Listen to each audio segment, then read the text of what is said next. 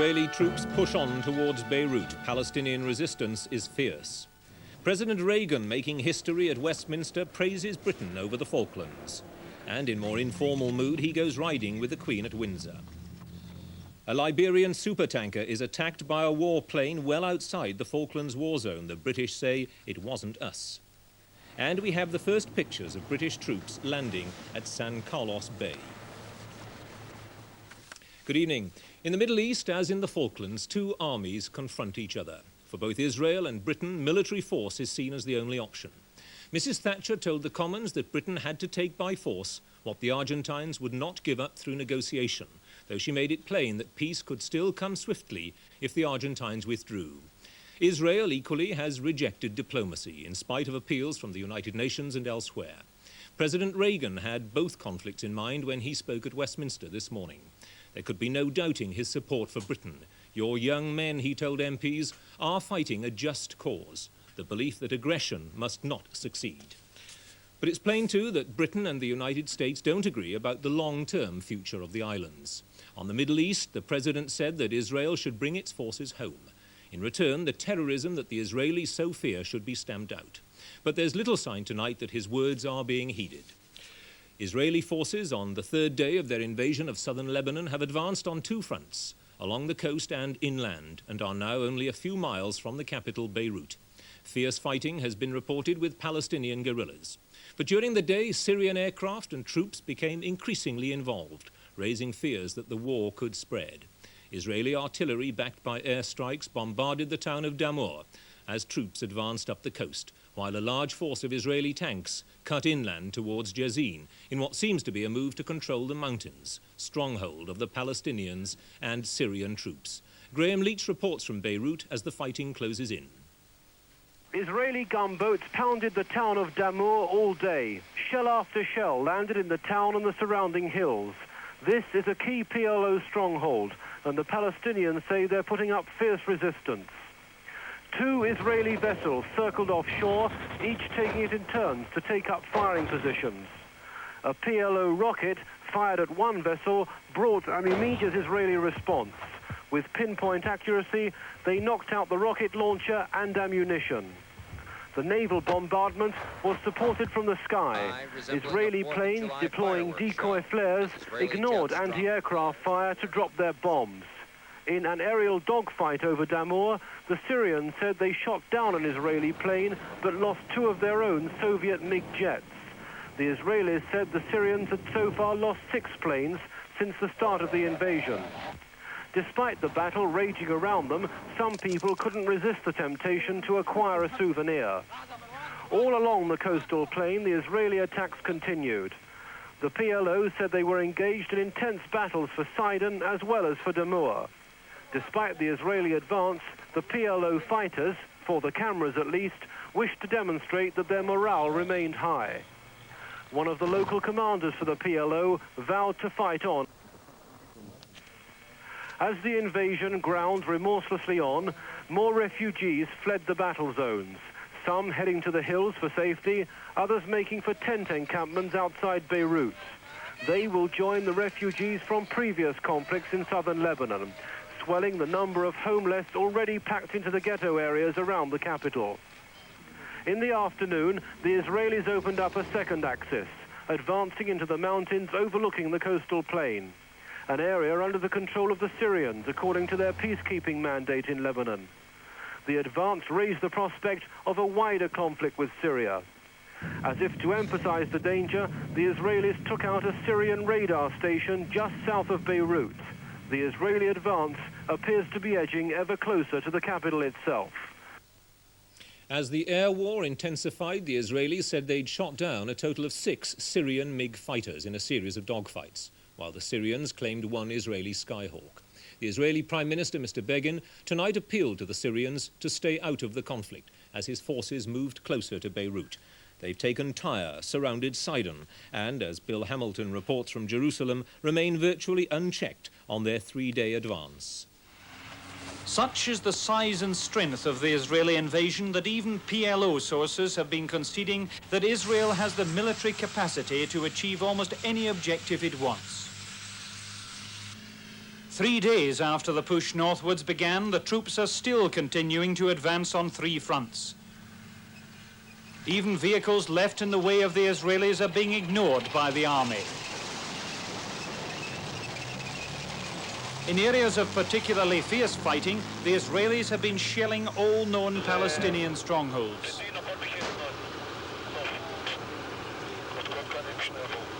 In remote villages, people have been emerging from their homes carrying white flags. Israeli military sources suggest up to 500 Palestinians have been killed. But they've also suffered casualties. 25 are known to have died, and at least another 7 are missing. Lebanese ports have suffered heavily. For hours, the city of Tyre was under bombardment from both sea and land. Air attacks too brought widespread panic. Hundreds fled their homes in fear and crouched by the roadside as planes carried out sorties overhead. Everywhere there are the scars of battle. Many buildings have been completely destroyed. This evening in Jerusalem, the Knesset have been meeting for the first time since hostilities began, and in the full knowledge of the growing international pressure on Israel to withdraw her forces. And though the cabinet have been anxious to avoid any confrontation with the Syrians in particular, there have been clashes. Only this afternoon, 2 Syrian planes were shot down. And the longer the push against the PLO, the greater the chance of sparking off a wider conflict. In the chamber, Prime Minister Menachem Begin has been facing a vote of no confidence from opponents of the invasion. But with some Labour opposition and coalition members boycotting the session, he's sure to survive with a comfortable majority. Israeli ground forces seem capable of sweeping all before them. In 3 days, they've covered 3 times as much territory as in their invasion 4 years ago. That's almost a third of Lebanon. They're within 15 miles of the capital, but it's highly unlikely that Beirut is their objective. That would carry too many dangers, tactical and political. In none of the wars with its neighbours has Israel troubled to capture an Arab capital, though there has been more than one occasion when that was militarily feasible. Instead, Israel's intention has been to pose such a threat to bring about its political objectives, and that's what seems to be happening here. With apparent ease, the Israelis have rooted out seemingly impregnable Palestinian positions or simply bypassed and isolated them. The Israelis hope that this will set the scene for an effective international force to police a demilitarized zone 40 kilometers deep between Israeli settlers and the nearest Palestinian gun. Israel has repeatedly complained of the ineffectiveness of the United Nations force, though ironically today it was Yasser Arafat who was accusing the UN of aiding the Israeli advance. The Israelis are driving the Palestinians east towards Syria, their hesitant ally. In doing so, Israel is showing a calculated disregard of the danger of major clashes with Syrian forces. As one of Israel's objectives is the removal of Syria's 20 to 30,000 troops from Lebanon, there may be those in Jerusalem who will argue that this is as good a time as any to start that process. Syria has its reasons for not wanting an all-out war at a time not of its own choosing. But to save face in the Arab world, it may find itself in the same trench as the Palestinians. In which case, these 3 days of lightning blows by Israel could turn into a heavyweight slugging match with many more dead on both sides before anyone calls time. The UN Security Council was recalled tonight in a further attempt to stop the fighting and get the Israeli forces to withdraw from Lebanon.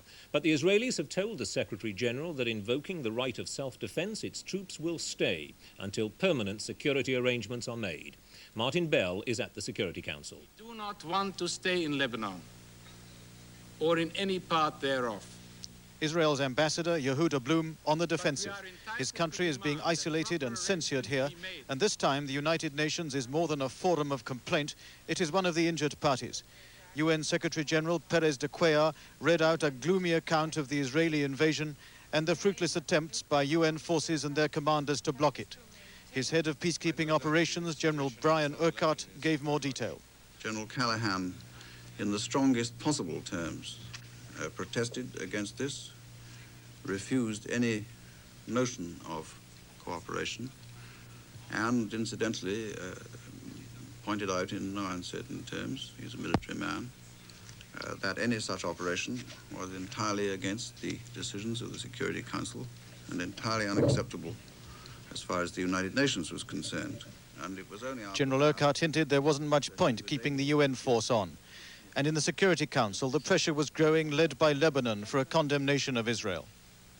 Israel has not only violated my country's integrity, it is also savagely violating the Geneva Convention and all the rules of international morality and human rights.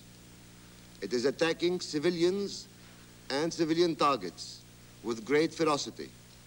Eventually it'll come to a vote, and Israel's friends will have to veto or abstain, assuming they know the difference.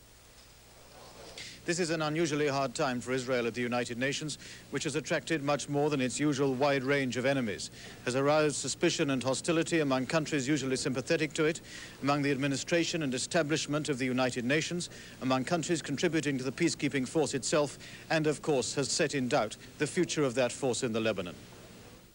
Away from the UN, Arab reaction to the Israeli invasion has been fierce. The PLO leader Yasser Arafat called on the Soviet Union and the Arab states to check the Israeli assault. And King Khaled of Saudi Arabia. Away from the UN, Arab reaction to the Israeli invasion has been fierce. The PLO leader Yasser Arafat called on the Soviet Union and the Arab states to check the Israeli assault. And King Khaled of Saudi Arabia appealed for Arab mobilization against what he called this new phase of Israeli genocide. President Reagan today called for an end to the conflict in the Middle East. The fighting in the Lebanon on the part of all parties should stop, he said, and Israel should bring its forces home. And he went on, we must all work to stamp out the scourge of terrorism.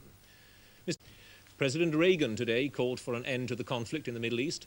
The fighting in the Lebanon on the part of all parties should stop, he said, and Israel should bring its forces home. And he went on, we must all work to stamp out the scourge of terrorism. Mr. Reagan was speaking on an historic occasion. For the first time, an American president was addressing members of both houses of Parliament in the Palace of Westminster. He called for a worldwide crusade for democracy, which would leave communism in the ash heap of history. And he praised the British government's actions over the Falklands. President Reagan set out for Westminster from Buckingham Palace in an American-style motorcade. Dozens of cars crammed with security men, White House staff and journalists. He was to have spoken in Westminster Hall itself, but the opposition suggested that was too great an honour, so Mrs. Thatcher welcomed him to the less historic Royal Gallery. The occasion was not short on ceremony, though.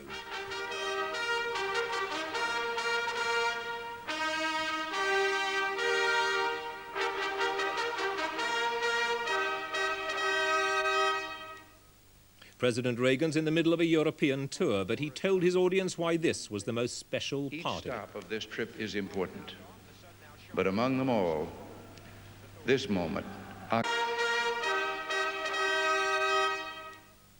President Reagan's in the middle of a European tour, but he told his audience why this was the most special part of it. Each stop of this trip is important, but among them all, this moment occupies a special place in my heart and in the hearts of my countrymen.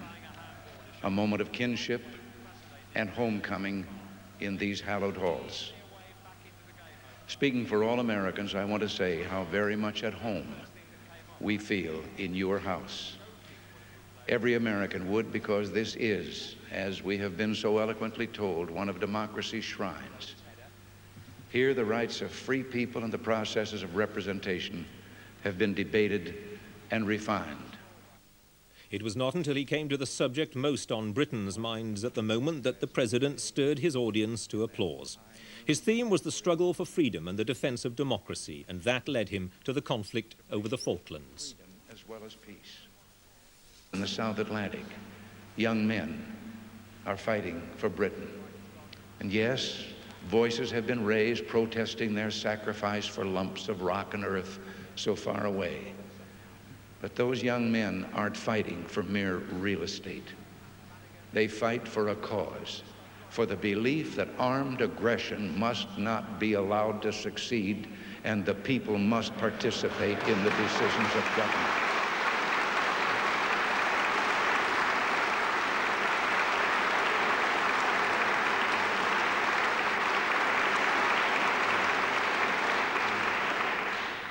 the decisions of government under the rule of law. If there had been firmer support for that principle some 45 years ago, perhaps our generation wouldn't have suffered the bloodletting of World War II. 4 times during his speech, President Reagan quoted from Winston Churchill. During the dark days of the Second World War, when this island was incandescent with courage, Winston Churchill exclaimed about Britain's adversaries, "What kind of a people do they think we are?" Well, Britain's adversaries found out what extraordinary people the British are. But all the democracies paid a terrible price for allowing the dictators to underestimate us. We dare not make that mistake again.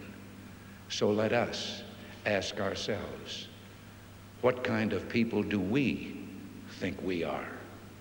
And let us answer, free people, worthy of freedom, and determined not only to remain so, but to help others gain their freedom as well.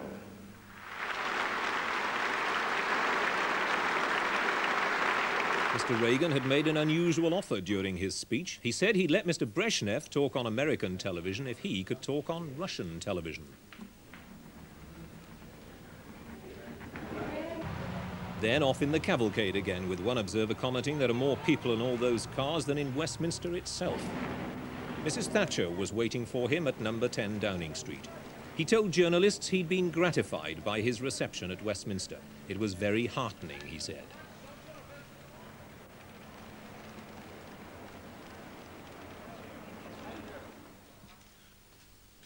After lunch at number 10, Mr. Reagan paid tribute to his host, Mrs. Thatcher.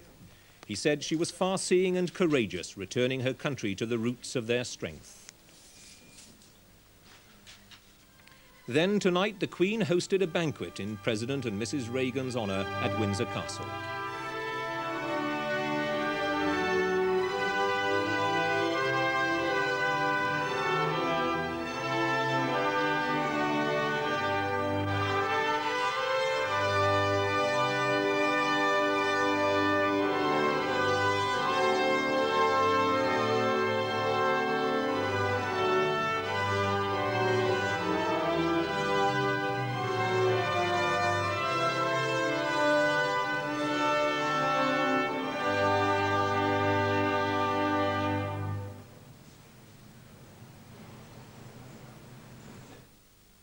With the pause in the campaign in the South Atlantic continuing, there's been more discussion at home in Parliament about the conflict and about the future of the islands. Mrs. Thatcher has taken comfort from the open support of President Reagan and repeated her view that Argentina's crime mustn't be seen to pay.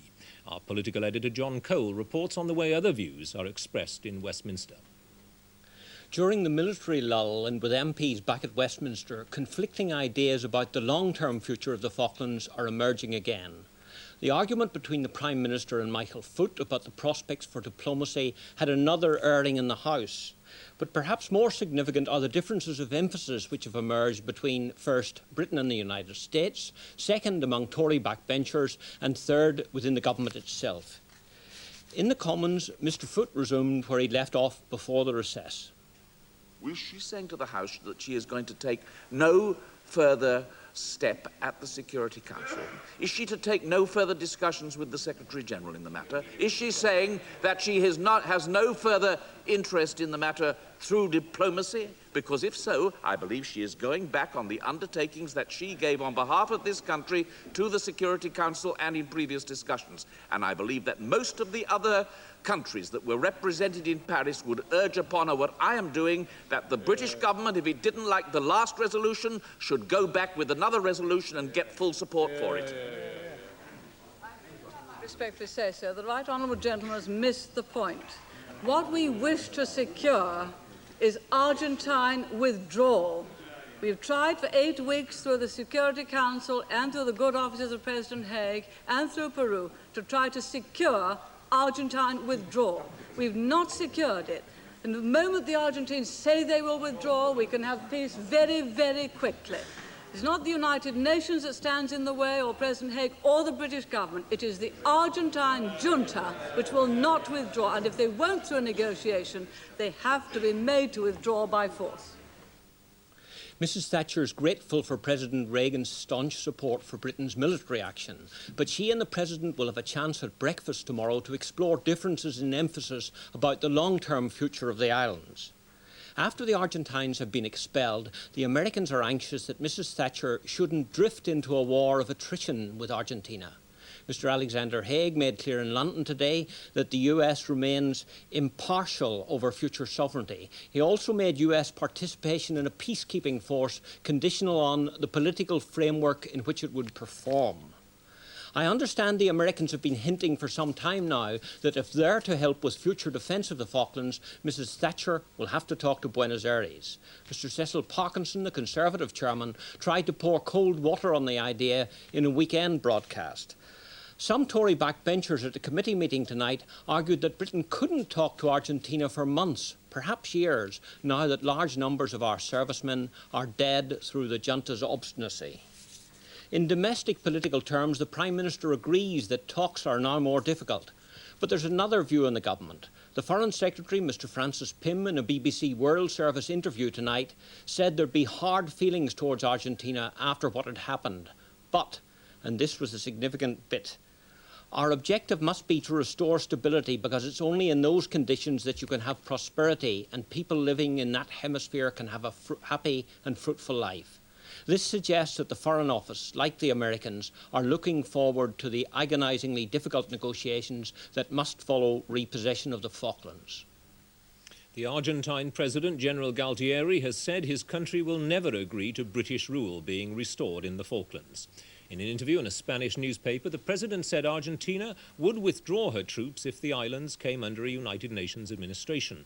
Otherwise, he said, they would fight for as many months or years as necessary. On the mood in Buenos Aires, our reporter, Brian Walker.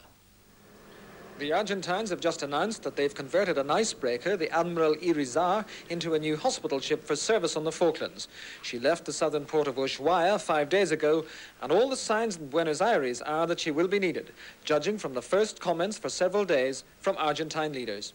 My information is that people in the islands are absolutely decided to defend their positions, and the Air Force has decided to continue its attacks today, tomorrow, the day after tomorrow.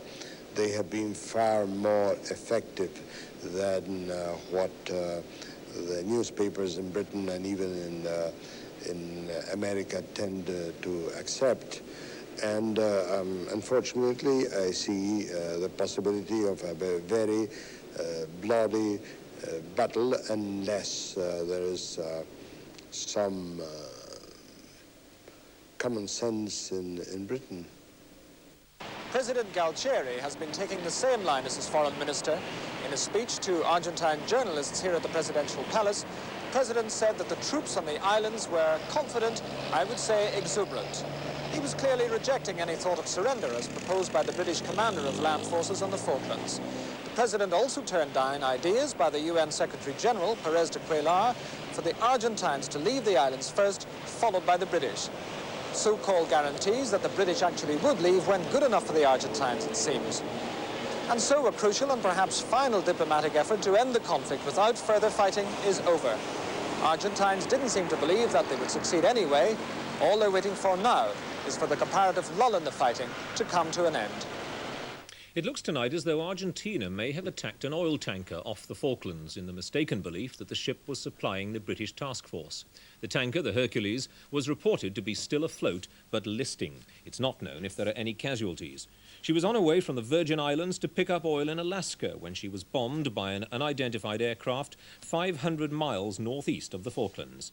A British hospital ship, HMS Hydra, has been sent to help the tanker, and the Ministry of Defence denies that a British aircraft carried out the attack. Here's our defence correspondent, Christopher Wayne.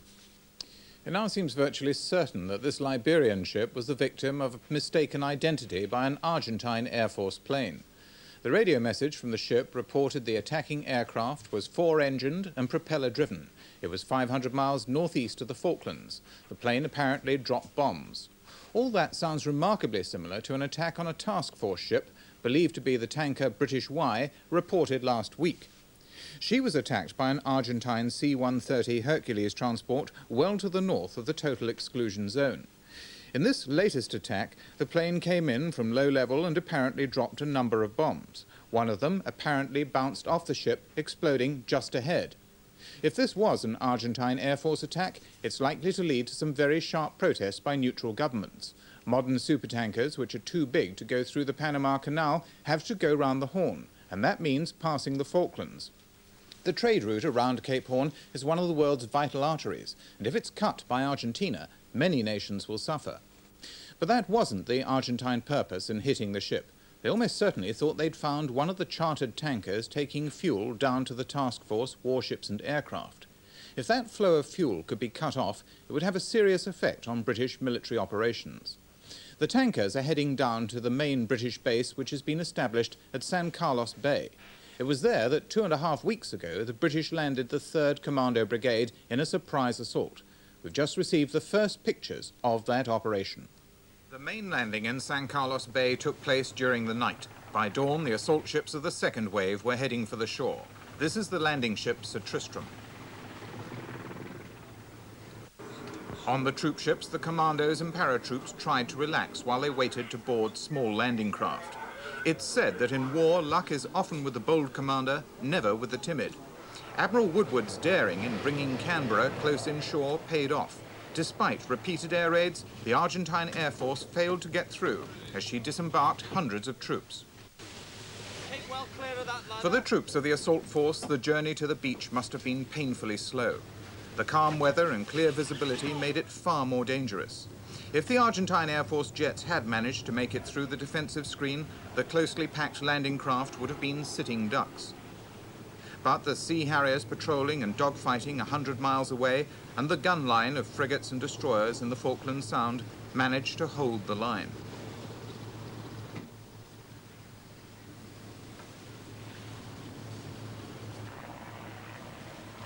"5,000 troops were landed in San Carlos, and not a single man was lost on the way to the beach. It was an astonishing achievement. In London, a cover story had been leaked to the press saying there wouldn't be a big landing, but instead a series of raids designed to wear down Argentine defences. So the Argentines were confused. It wasn't until their observation posts on the high ground overlooking San Carlos water managed to signal back to Port Stanley and Buenos Aires the size of the British beachhead that Argentina realised what had happened. By that time, the troops were all ashore and their heavy equipment was being landed. There were 4-ton trucks laden down with vital equipment such as Rapier anti-aircraft missile batteries.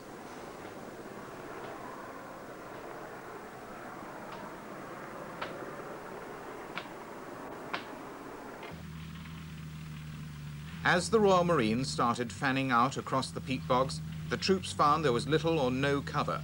The only protection from attack was wide dispersal.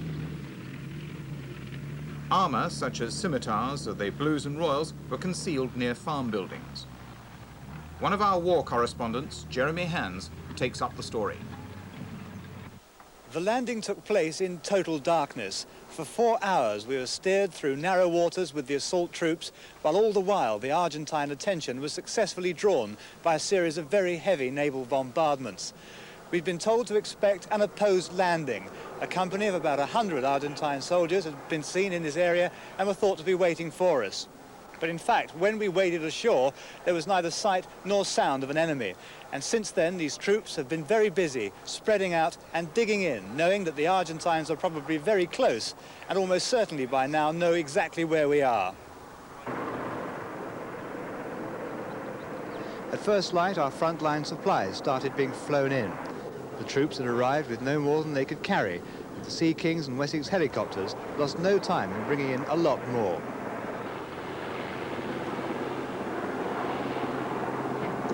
The aim was simple, to establish a firm foothold back on the Falklands before going into the second phase of any British incursion.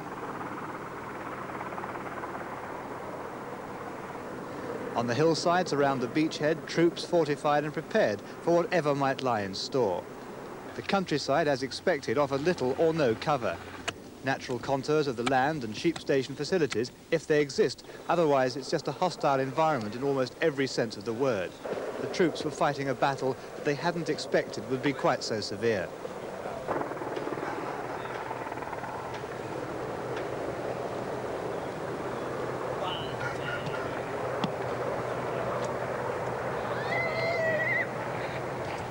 The locals, though, have seen it all before and are seeing it now with a sense of continuing bewilderment.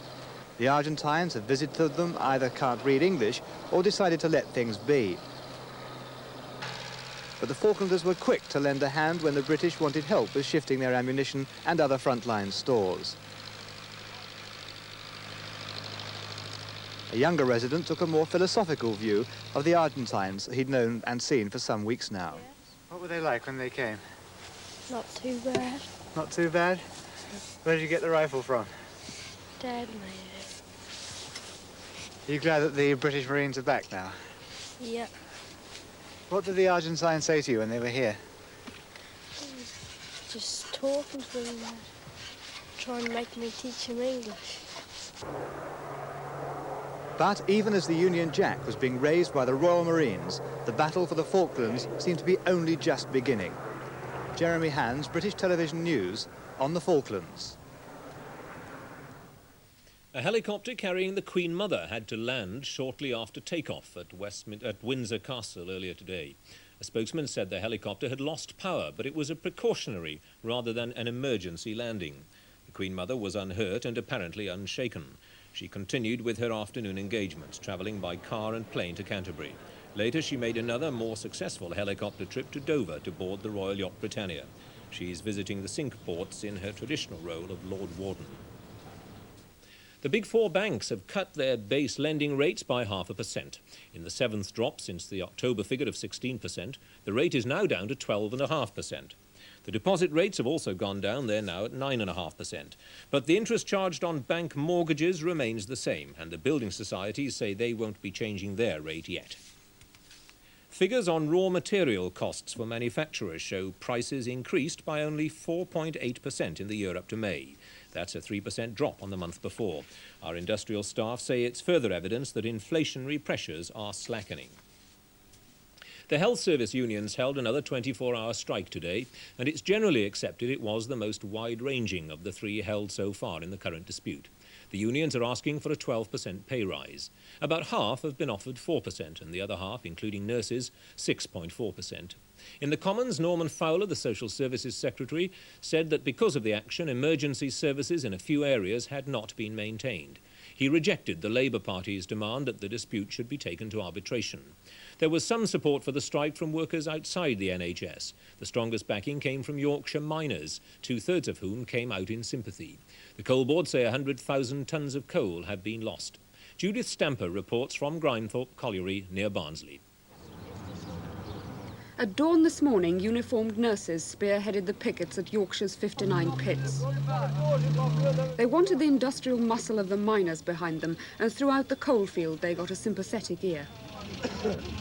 We are asking for your support this morning by show solidarity, turning round and going back. We feel that we've plodded on. Since 1979 we've been promised accept this pay rise and next year we'll improve, make an improved offer, and next year's never arrived. We can't live on promises anymore. Here at Grimethorpe, the entire day shift walked out, and by lunchtime, 40,000 miners, 2/3 of the Yorkshire workforce, had joined in, and 44 of the area's 59 pits were idle. And the headlines again. Israeli troops are now advancing into Lebanon on two fronts. They're reported to be only a few miles from Beirut, but Palestinian resistance has been fierce. Argentina may have bombed a Liberian oil tanker by mistake, thinking it was on its way to supply the task force. And President Reagan says that Britain is fighting for a just cause on the Falklands. He was addressing members of both houses of Parliament, a historic occasion. But the day had begun with rather less ceremony. President's Day had started at Windsor, going for a ride with the Queen. The British had objected to some White House plans to publicise this event. They didn't want the Queen to be part of a posse. And indeed, the Queen seemed slightly disapproving when the President tried to talk to newsmen.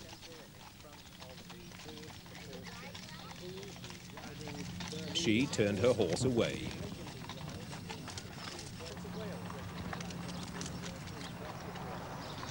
Mr. Reagan rode British style, abandoning his Western saddle, though the palace did have one available.